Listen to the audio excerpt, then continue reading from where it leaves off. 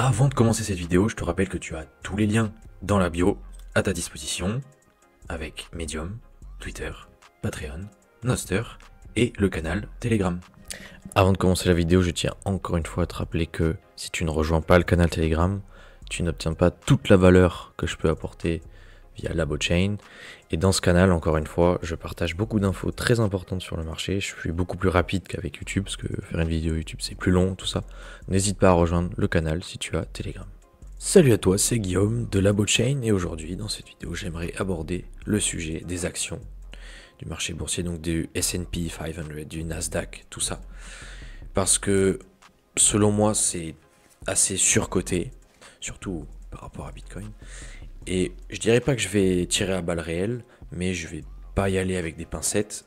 Et pour ce faire, je vais utiliser l'article que j'ai rédigé il y a à peu près 3 mois déjà sur le sujet. Si tu veux aller le lire, n'hésite pas à aller dans la bio et aller sur Medium, tu as tous les articles. Voilà, donc accroche-toi, parce que si tu es sur le point d'investir dans le S&P notamment, ou d'autres marchés, d'autres indices, je pense qu'après cette vidéo, tu verras plus les choses de la même manière.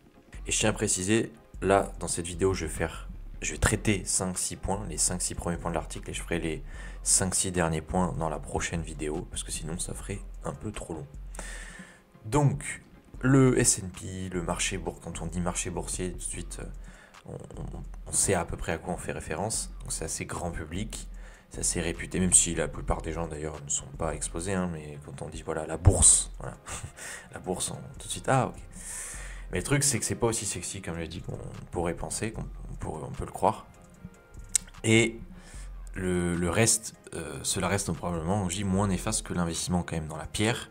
Parce que l'investissement dans la pierre, comme j'ai répété déjà, j'ai l'impression 1000 fois, c'est très néfaste parce que moins en moins de gens peuvent se loger. Parce que les revenus n'augmentent pas. En revanche, le prix de la pierre, il explose. Donc, cet investissement-là, au moins dans le S&P ou autre, eh bien, disons qu'il fait moins de mal, selon moi. Il cause moins de conséquences néfastes pour la société. Donc, dans un premier temps, les taxes sur la plus-value, ça, c'est le côté un peu chiant, comme j'ai dit. Il faut savoir que là, depuis 6 ans, lorsque la vente d'une action est réalisée, il est obligatoire de payer 30%, je le sais peut-être, sur la plus-value. Donc par exemple, si tu réalises 100 000 euros plus-value, tu as 30 000 euros qui partent. Et d'ailleurs, je crois maintenant c'est 33%, ça va peut-être passer à 33% à la flat tax. Donc ça ferait 33 000 euros, à peu près 33 333, voilà. Et le truc, c'est que c'est prélevé automatiquement. Si tu peux pas, si dans l'absolu, je sais pas, hein, évidemment, pas de conseil en investissement et j'incite en aucun cas à frauder, mais tu n'as pas le choix. Tu payes. Quoique, même si ça passe à 40%, tu vas payer. En tout cas, si tu le fais là avec ces plateformes-là, et je pense que la plupart des plateformes en fait, hein, vu que c'est parfaitement centralisé.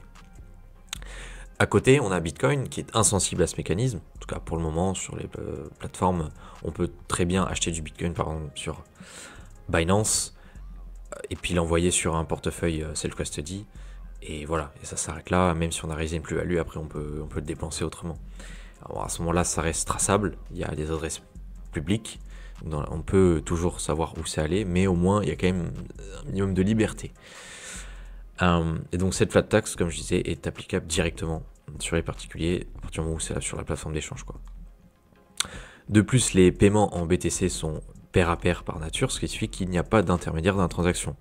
Tout comme lorsqu'un billet est donné à un commerçant pour régler la note, la somme n'a pas été taxée à l'instant T. Ce n'est qu'après avoir déclaré son chiffre d'affaires que la flat tax peut être réalisée. Ou voilà, dans le cas d'une entreprise ou quand on a réalisé une plus-value sur un actif. Dans l'absolu, la taxe doit être appliquée même lorsqu'un paiement de 2 euros en sats, c'est-à-dire en unité de Bitcoin. Pour rappel, un Bitcoin, c'est 100 millions de Satoshi pour la divisibilité sur le réseau Lightning. Donc si par exemple, oui, on a un petit peu de Bitcoin sur un portefeuille de Lightning Network, et bien même dans ce cas-là, même si on achète un café ou je ne sais quoi, là, on est censé payer une taxe. Mais bon, comme je l'ai dit, autant chercher une aiguille dans une botte de foin, parce qu'il y a énormément de gens qui le font maintenant en Afrique, en Amérique du Sud et même maintenant je pense en Europe. Donc s'il faut se mettre à traquer toutes ces mini transactions et à tout prix vouloir tout taxer, je pense que ce sera très compliqué. Quoique, on ne sait pas, hein, peut-être que les autorités ont aussi plus d'un tour dans leur sac, mais bon, je demande à voir. Maintenant, les risques associés à la détention. Ça me tient beaucoup à cœur. D'un côté, on a un marché sous l'égide de régulateurs et de régulations toujours à travers le monde, complètement centralisé donc, et déconnecté de la réalité bien souvent. Et de l'autre, nous avons le réseau de paiement décentralisé le plus avancé de l'histoire de l'humanité, il faut le préciser, pouvant servir de support à une multitude d'applications, de produits, de services, d'infrastructures et sûrement d'autres choses impossibles à imaginer à l'heure actuelle. C'est un peu comme Internet dans les années 90, début des années 2000. On ne pouvait pas en fait s'attendre, enfin du moins sauf des très gros visionnaires, mais là, non en fait. Il y a quand même une partie de maintenant Internet qui, il y a 10 ans, 20 ans, 30 ans, non. C'était impensable, inconcevable. Voilà, ça c'est une chose qu'il faut garder en tête quand même. Le marché boursier donc, est purement spéculatif, mais d'un point de vue financier, retour sur investissement, pas. Là, souvent, on dit oh, c'est spéculatif, et ça a une connotation négative. Or, spéculatif, c'est enfin, par définition, ce n'est pas négatif. C'est simplement, je dirais, se positionner, que ce soit une maison, une monnaie, ou même une voiture, n'importe quoi en fait, absolument n'importe quoi, et prévoir que voilà, il va se passer ça dans tant de temps, parce que voilà, je sais pas, on achète un terrain quelque part et on se dit, bah, ça sera peut-être intéressant dans quelques temps parce que je pourrais construire une maison et peut-être faire un potager, j'en sais rien. Donc là, on spécule en fait, parce qu'on se dit que la météo restera bonne, le climat va pas ci, va pas ça, c'est de la spéculation. Et pourtant, rien de négatif. Voilà. Donc en effet, oui, sa capitalisation représente désormais plus de 200% du PIB américain. Ça, à l'heure actuelle, là, ça c'est très alarmant. C'est que ça représente quand même 2 fois le PIB américain, là, la capi du marché boursier. Donc en 2007, c'était la moitié. Il faut le savoir, donc cela ne signifie pas que c'est voué à s'effondrer là, telle une bulle passagère du jour au lendemain, mais cela illustre à quel point le besoin, comme je dis, de battre l'inflation et faire fructifier son capital se fait sentir. Et oui, parce que si la monnaie était forte, si le dollar, l'euro, je ne sais quoi, étaient des monnaies dures qui réellement préservaient l'énergie et le temps des individus qui ont travaillé, voilà, et bien on n'aurait pas besoin de... Maintenant, même le boucher, le boulanger, le coach, peu importe, il se dit, oh, va peut-être falloir que je me mette à l'investissement. C'est pas normal. C'est pas normal. Ça prouve que la monnaie a un gros souci. Et oui, je pense que tu le sais, si tu écoutes mes vidéos, tu sais très bien que l'euro, le dollar et toutes les autres monnaies fiduciaires ont un gros problème.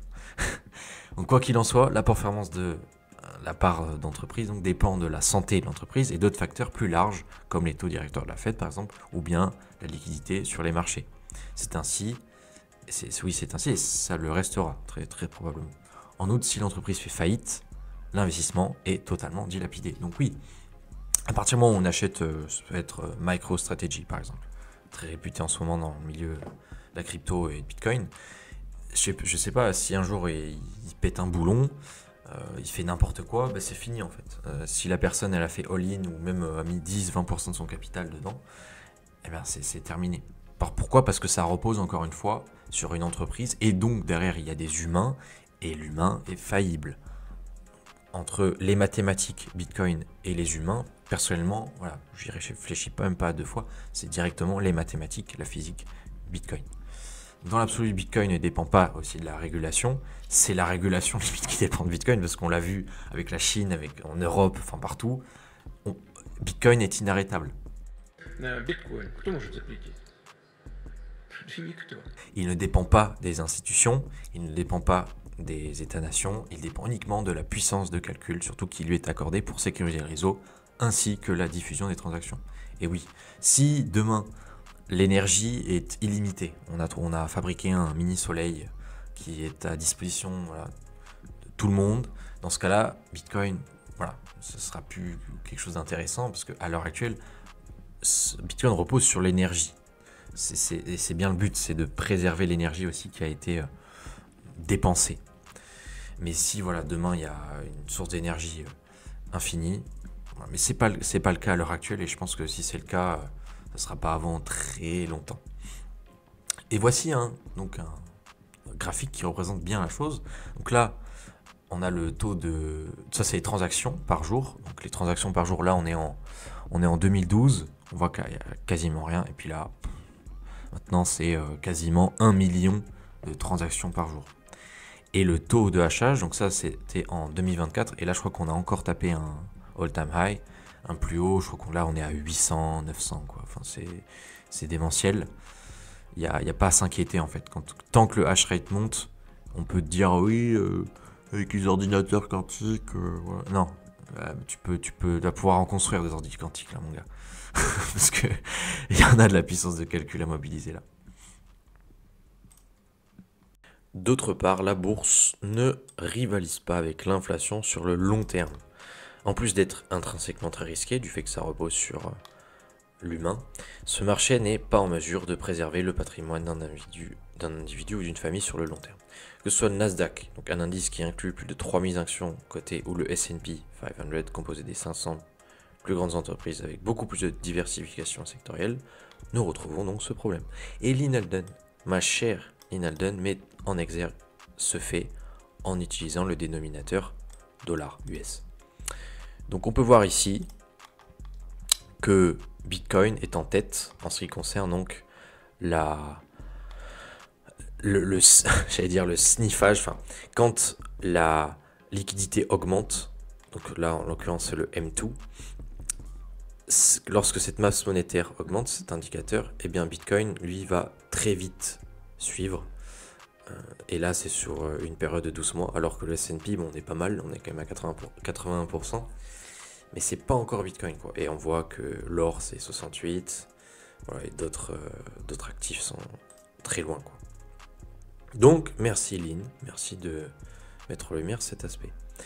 Nous observons donc, je précise que Bitcoin surpasse toutes les classes d'actifs en ce qui concerne la couverture. Alors finalement c'est la couverture face à l'inflation, parce que dès que la masse monétaire est diluée, l'inflation elle va continuer. Et vu que c'est à l'heure actuelle c'est limite devenu la norme, et il vaut mieux se couvrir en fait, sinon on se fait paupériser, on se fait diluer. Donc d'autre part, la performance moyenne annualisée du S&P durant la dernière décennie est d'environ 10%.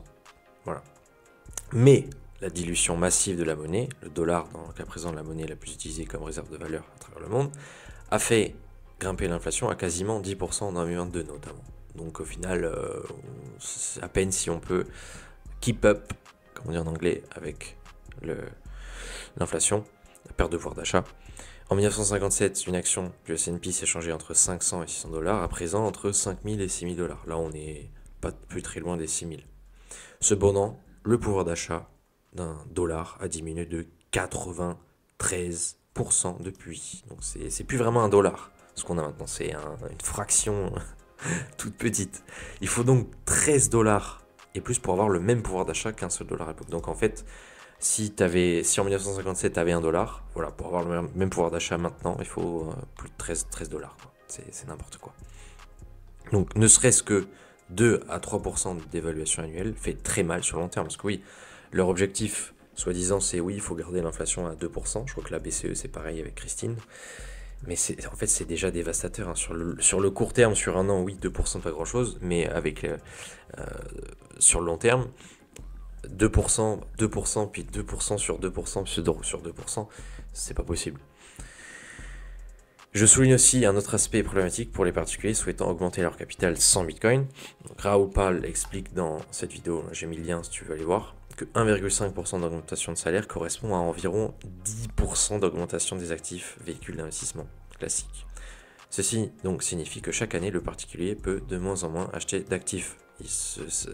Disons que les taux se referment de plus en plus pour devenir indépendant financièrement. C'est pourquoi je dis, en fait, le temps presse, les cloches sonnent là, alerte. C'est pas dans 5 ans ou 10 ans qu'il faut vraiment se violenter, c'est maintenant, c'est vraiment maintenant, et pendant quelques années je pense. C'est la raison pour laquelle il est de plus en plus difficile de se projeter et garder, comme on dit, une poire pour la soif conséquente. Les gens deviennent de plus en plus pauvres année après année parce que leur pouvoir d'achat, tu le sais, en termes d'actifs, ne cesse de diminuer. Maintenant, pour acheter un Bitcoin, il faut à peu près 100 000 $. Il y a 6 ans, c'était à peu près 5 000. Voilà. Bon, ça, à un moment donné, c'était peut-être 4 000, 6 000, 3 000, mais dans ces eaux-là. Ça veut dire que maintenant, pour être whole coiner, si là, je sais pas, un millionnaire décide de se positionner sur Bitcoin, il dit oh, j'aimerais bien avoir un Bitcoin entier et pas 0,1 ou 0,25 ou 0,5, peu importe. Mais il faut maintenant 100 000 dollars. Même pour un millionnaire, c'est pas rien en fait. C'est pas rien. Donc faut y penser à ça. Autre point intéressant, je dis que le S&P notamment est faussé. Pourquoi ? Parce que seulement 10 des 500 entreprises environ représentent un quart de l'indice. Cela est particulièrement vrai depuis les dernières années avec une forte concentration dans les secteurs de la tech et des communications. On a donc Apple, Microsoft, Amazon, Alphabet, Meta, etc. dominent en fait l'indice et à elles seules, ces entreprises peuvent même représenter jusqu'à 30% de la valeur totale en fonction des fluctuations. Donc s'il y a un gros pump dans un secteur, ça peut monter comme ça presque environ un tiers, quoi. Cette concentration est principalement due à leur taille gigantesque en termes de capi.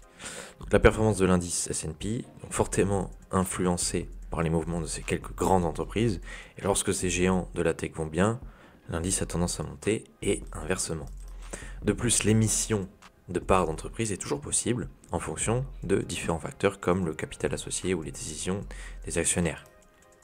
Mais Bitcoin, lui, pas de surprise, l'offre est donc définitive, est inscrite dans le code du protocole, et c'est même pas 21 millions. Là, on a 21M, mais en réalité, c'est 20 999 900, enfin, c'est quasiment 21 millions. L'offre en circulation est aussi transparente. On sait combien on a en circulation. Bon, là, je pense que c'est un petit peu plus, que on doit se rapprocher des 20 millions, là. Et pour ce qui est de la performance passée et du potentiel de la bête, no comment, pas besoin.